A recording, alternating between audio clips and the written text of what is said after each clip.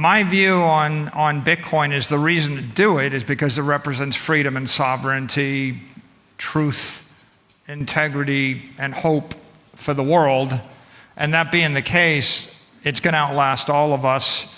So, I'm kind of thinking the Bitcoin goes on long after MicroStrategy's gone, and MicroStrategy, the company, probably goes on long after I'm gone. And, my view is if we're remembered for advocating and accelerating the adoption of Bitcoin throughout the world, then that will have been success, and I don't really need anything else. It's amazing. And I'll take the beatings as they come or go in order to get to that end goal, because I'm sure it doesn't come without turbulence. But the conviction that you've had that's guided you consistently, right? Does that go to like first principle thinking of physics here?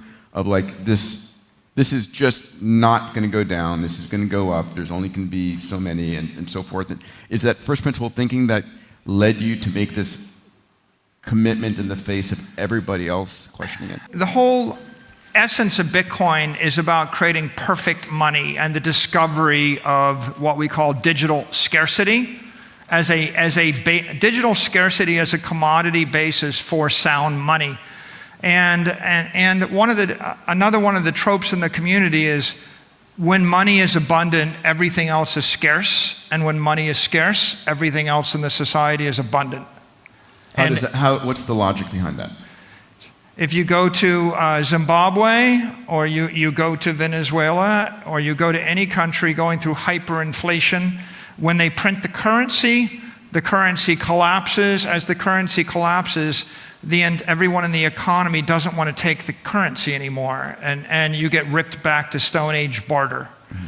And so, like in Nigeria this week, the Naira went from 400 to the dollar to 1,600 to the dollar. Wow. So in an economy where the currency, that's a 75% currency debasement in a week. When that happens, and I see you in Nigeria and I want to buy your house, next year, well, the issue is, well, with what? And what will it be worth next year?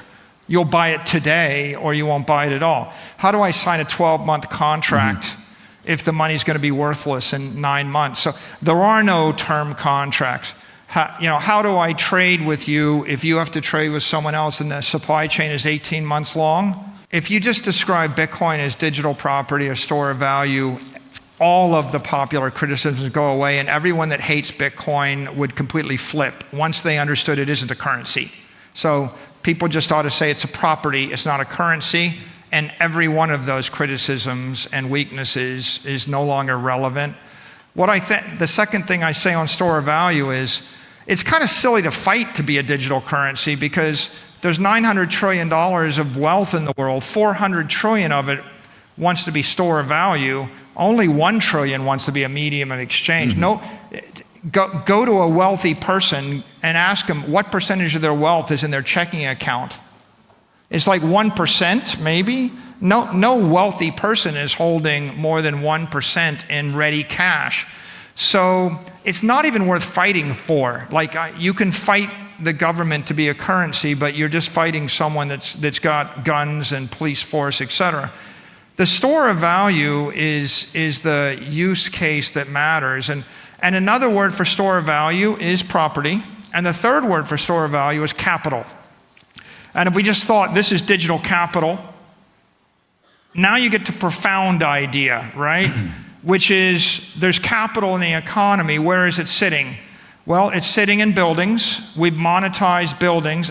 A rich person goes, and I know a lot of wealthy people. They make a fortune, and what they do is they just go buy real estate that they don't need.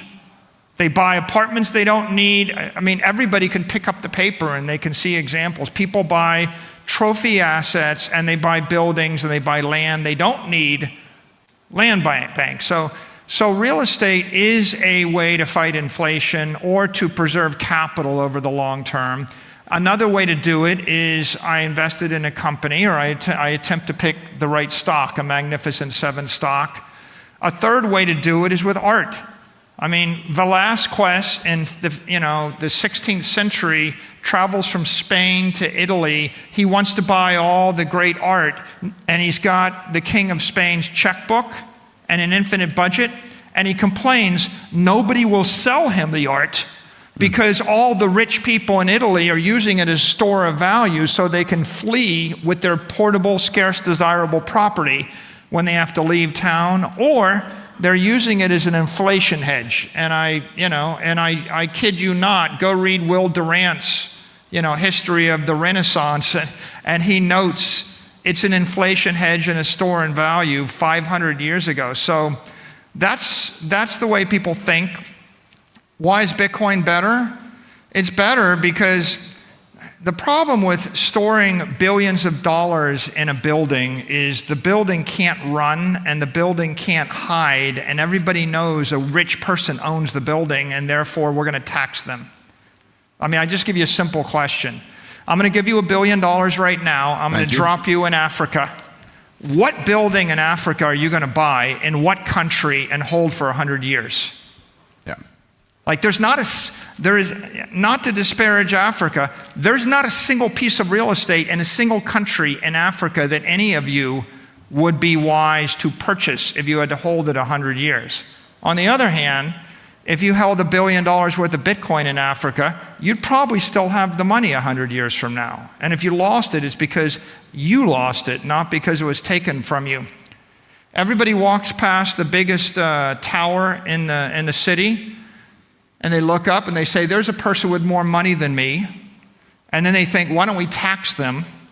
What are they going to do, move the building? Right? You're not going to move the building. And so then they walk past the parking lot and they think, well, let's just go ahead and put a zoning restriction on that so you can't actually build on that parking lot. So at the end of the day, your property is getting rent controlled, expropriated, taxed, etc. And so it's the best idea in the 20th century. Yeah, I think that's the important point. But we're not in the 20th century. We're in the 21st century. I wanted to get that point across.